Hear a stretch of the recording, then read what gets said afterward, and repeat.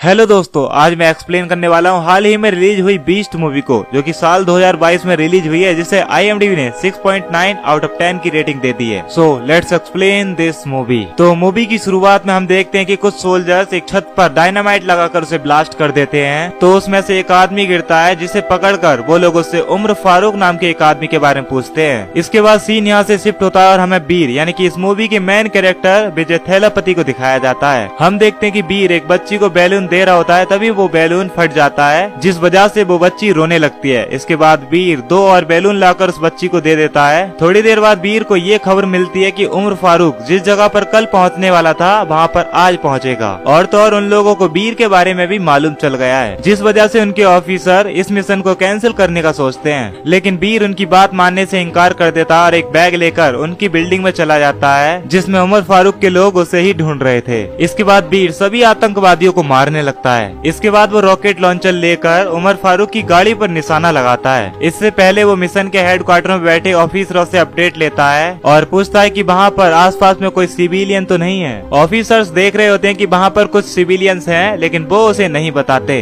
क्योंकि उसे ऐसा मौका दोबारा नहीं मिलने वाला था। और फिर ऑफिसर के ऑल क्लियर बोलते ही बीर फायर कर देता है, जिससे वहाँ पर एक जोरदार धमाका होता है और उमर फारूक की गाड़ी के साथ साथ वहाँ पर बहुत सारी बर्बादी भी होती है। और फिर जब बीर अपनी दूरबीन से देखता है कि उसके हमले में और भी कोई सिविलियन मारा गया है, इसके बाद जब बीर उसके पास जाता है तो वो बहुत ही हैरान हो जाता है, क्योंकि उसके किए गए हमले से उस बच्ची की जान चली गई थी, जिसे अक्सर बीर बैलून लाकर दिया करता था और उसकी माँ उसे खाना भी देती थी। इसके बाद हमें 11 महीने बाद का सीन दिखाया जाता है, जहाँ बीर उसी बच्ची की मौत के बाद हर दिन एक साइकेट्रिस्ट के पास जाता है और उसे अपने द्वारा मारी गई बच्ची की कहानी सुनाता है। बीर पिछले 11 महीनों से उस डॉक्टर को उस बच्ची की कहानी जबरदस्ती आकर सुनाया करता था, जिसकी वजह से उस डॉक्टर को भी अपने लिए एक डॉक्टर रखना पड़ गया था। इसके बाद उस डॉक्टर ने बीर का दोस्त बनकर उसका इलाज करने का डिसाइड किया। वो डॉक्टर बीर को अपने साथ एक शादी में लेकर जाता है और बीर का ध्यान भटकाने के लिए वो उसे वहाँ पर लड़कियाँ भी दिखाते हैं। वहाँ पर कुछ लड़कियाँ अपने होने वाले हस्बैंड के बारे में एक दूसरे से बातें कर रही थी। इसके बाद डॉक्टर बीर को उन लड़कियों के पास छोड़कर चला जाता है और उन लड़कियों से कहकर जाता है कि इसका ख्याल रखना, वरना ये खो जाएगा।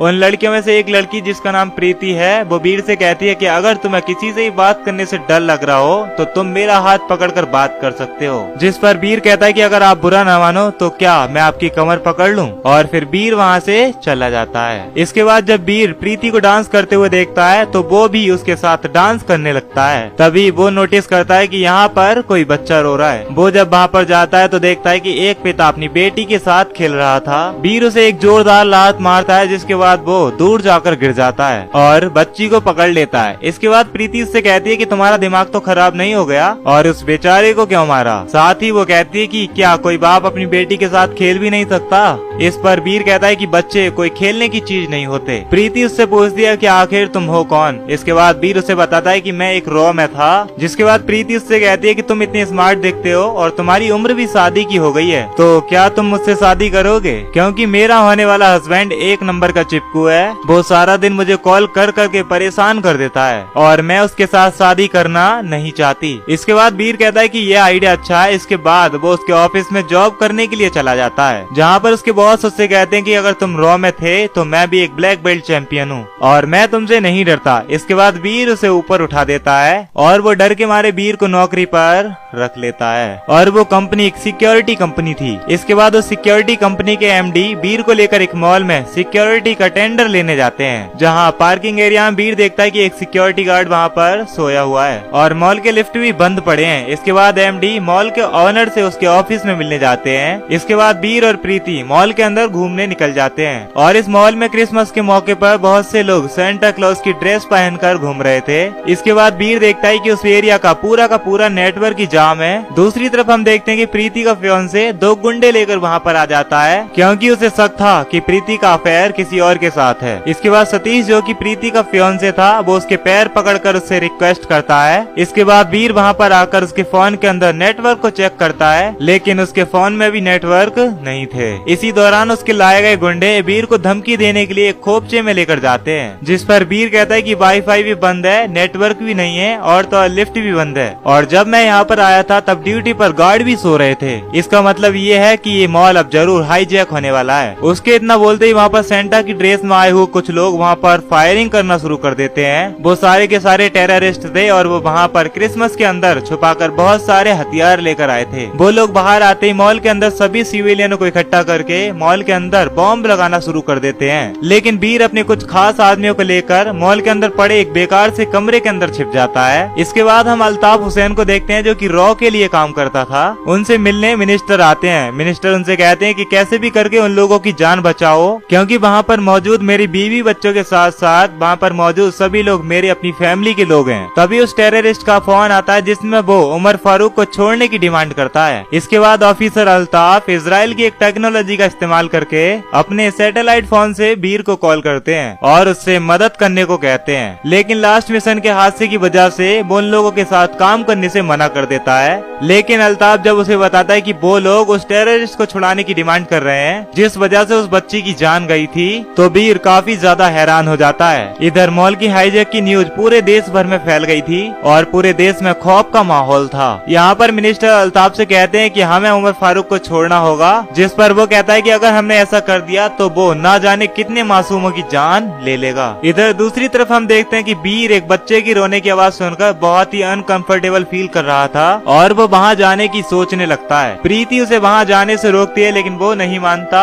और जब वो एक एडवर्टाइजमेंट बोर्ड के अंदर होल करता है तो वो देखता है कि एक टेररिस्ट एक बच्ची और उसकी माँ को मार रहा था। जिसके बाद वो वहाँ से निकलता है और एक रास्ते में पड़ी कुल्हाड़ी को उठाकर उस टेररिस्ट का सर धड़ से अलग कर देता है और उसका सर बाहर खड़े मिनिस्टर और अल्ताफ के पास सीधे जाकर गिरता है। अल्ताफ मिनिस्टर से कहता है कि देखा सर, उसे बस एक मौका चाहिए और वो सारे टेररिस्टों पर अकेला ही काफी है। इधर उस टेररिस्ट को मारकर बीर उस बच्ची और उसकी माँ को अपने साथ ले जाता है और उसके वहाँ पर आते ही प्रीति उसे गले लगा लेती है और ये सब देखकर प्रीति का फियांसे बहुत जलने लगता है। बीर एक बार फिर से बाहर जाता है और उन टेररिस्ट का प्लान जानने के लिए उनमें से एक टेररिस्ट को किडनैप करके अपने साथ ले आता है। वो उससे कहता है कि बताओ तुम ऐसा क्यों कर रहे हो। इसके बाद वो उसे बताता है कि मेरे बेटे के ब्रेन ट्यूमर के ऑपरेशन के लिए उसे पैसे की बहुत जरूरत थी, इसीलिए मैंने उन लोगों का साथ दिया। इसके बाद वो रोते हुए कहता है कि मैं तो ये भी नहीं जानता कि मेरा बेटा किस हाल में है और आज उसका ऑपरेशन है। बीर उससे कहता है कि अगर तुम मेरा साथ दोगे तो मैं तुम्हारे बेटे से बात करवा सकता हूँ। इसके बाद बीर अल्ताफ से बोलकर उसके बेटे से वीडियो कॉल पर बात करवाता है। इस पर उसका बेटा कहता है कि अब्बू जल्दी से मेरे पास आ जाओ। इसके बाद बीर उससे कहता है कि बेटा तुम्हारे पिता तुम्हारे पास जल्दी ही आ जाएंगे। इसके बाद बीर उसके साथ उस टेररिस्ट की ड्रेस पहनकर उनके बीच चला जाता है और वहाँ मौजूद दो टेररिस्ट को मारकर उन सिविलियनों के बीच बैठ जाता है। जब टेररिस्ट ग्रुप के मेंबर वहाँ आकर पूछते हैं कि इन्हें किसने मारा,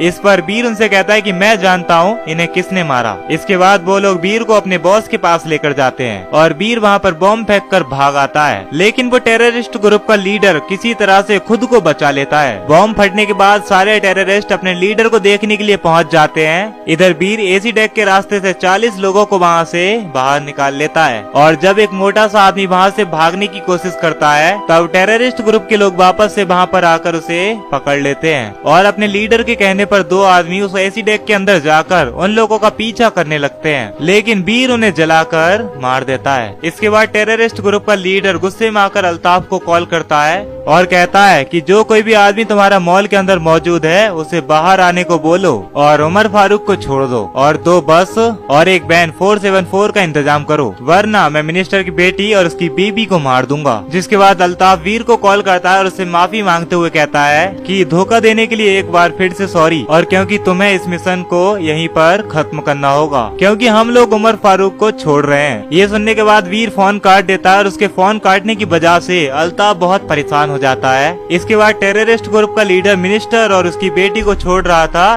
तभी वहाँ पर बीर आकर उन्हें अपने साथ बांध लेता है और तभी ऊपर से एक टेररिस्ट गिरता है जिसकी बॉडी पर बॉम्ब लगा हुआ था। बीर उस बॉम्ब को ब्लास्ट करके उन दोनों को अपने साथ कार में बैठाकर लेकर चला जाता है। इसके बाद हम देखते हैं कि एमडी और प्रीति एसी डेक से बचाए हुए होस्ट को उन्हें बाहर निकालने में उनकी मदद कर रहे थे और बिरजू चाचा बैठकर आराम फरमा रहे थे। एमडी उसे देखकर उस पर बहुत गुस्सा करता है। इसके बाद बीर वीर मॉल में लगे एक माइक को लेकर ऐलान करता है। वो कहता है कि अगर उमर फारूक को छोड़ दिया गया तो वो मेरे कंट्री बांग्लादेश को बर्बाद कर देगा, और अगर आपने उमर फारूक को छोड़ा तो मेरे द्वारा लाए गए 40 होस्टेज को मैं गोली मार दूंगा। इसीलिए मिनिस्टर तुम कान खोलकर सुन लो, अगर तुमने उमर फारूक को छुड़वाया तो मैं तुम्हारी बीबी और बेटी के साथ साथ बाकी के सभी लोगों को मार दूंगा। जिसके बाद अल्ताफ टेररिस्ट को कॉल करके कहता है कि मॉल तुमने ही हाईजैक किया है या किसी और ने। साथ ही वो कहता है कि पहले इस बात को डिसाइड कर लो, मैं सिर्फ एक ही आदमी की बात मान सकता हूँ। इधर मिनिस्टर बेचारा पूरी तरह से पागल हो रहा था। फिर हम देखते हैं कि प्रीति वीर को पानी लाकर देती है। तभी मिनिस्टर की बेटी उसे ग्लूकोज वाटर देती है। वीर जब ग्लूकोज वाटर को ले लेता है तो गुस्से में प्रीति पानी की बोतल को फेंक देती है और उसका फियांसे उस बोतल को लेकर बहुत खुश होता है। फिर हम देखते हैं कि टेररिस्ट ग्रुप के कुछ लोग उनको ढूंढते हुए उनके ऊपर अटैक कर देते हैं, लेकिन वीर उन सभी को धोकर उन सबको अपने कब्जे में ले लेता है। और जब वो उन्हें बांध रहा था तब प्रीति देखती है कि मिनिस्टर की बेटी उसको देख रही थी, जिसकी वजह से प्रीति को जेलस फील होता है और वो वीर से कहती है कि इस हालात में भी तुम लोगों का ये सब क्या चल रहा है और मिनिस्टर की बेटी तुम्हें बार बार घूर क्यों रही है। वीर के पूछने पर वो उसे बताती है कि मैं एक IAS ऑफिसर बनने वाली हूँ और ये सब मेरे लिए बहुत ही इंस्पायरिंग है, इसीलिए मैं आपके काम करने के तरीके को देख रही हूँ। जिसके बाद वीर उसे अपने पास मदद करने के लिए बुलाता है। तो वो लड़की वहाँ पर आकर प्रीति से कहती है कि आंटी क्या आप थोड़ा सा साइड हो जाएंगी। जिसके बाद प्रीति बहुत गुस्सा होने लगती है। इसी दौरान हम देखते हैं कि टेररिस्ट ग्रुप का लीडर अपने आदमियों को कॉल करता है, लेकिन जब वीर कॉल उठाता है तो वो कहता है कि ठीक है मैं अपनी हार मानता हूँ और मैं बिना उमर फारूक के वापस जाने को तैयार हूँ, लेकिन बदले में तुम्हें मेरे सारे आदमियों को छोड़ना होगा और मैं तुम्हारे सारे हॉस्टेज को तुम्हें सौंप दूंगा। इसके बाद वो टेररिस्ट अल्ताफ को कॉल करता है और उससे कहता है कि मैं सारे लोगों को छोड़ रहा हूँ, लेकिन मुझे यहाँ से निकलने के लिए 4 वोल्वो बस और एक वैन 474 चाहिए। इसके बाद हम देखते हैं वो टेररिस्ट अपने चेहरे से मास्क उतार कर एक हॉस्टेजेस का मास्क लगा लेता है और वो वहाँ पर चला जाता है जहाँ पर वीर थोड़े थोड़े हॉस्टेजेस को लाकर छिपा रहा था। वो टेररिस्ट वहाँ पहुँचने के बाद रोने लगता है, जिसके बाद सिक्योरिटी कंपनी के MD उससे पूछते हैं कि तुम क्यों रो रहे हो, और वो उसे चुप कराने की कोशिश करते हैं और बातों बातों में उसे अपने बारे में सब कुछ बता देते हैं। वो कहते हैं कि वो लोग कोई बांग्लादेशी नहीं है और आतंकवादी ग्रुप में उनका एक खबरी शामिल है। फिर जब वो टेररिस्ट वहाँ वीर को खबर देने आता है तब वो टेररिस्ट उसे देख लेता है। इसके बाद वो वहाँ से AC के डेस्क से निकलकर अपने आदमियों के पास वापस पहुँच जाता है। वो अपने उस टीम मेंबर के सर पर बंदूक रखकर उससे कहता है कि तुम्हें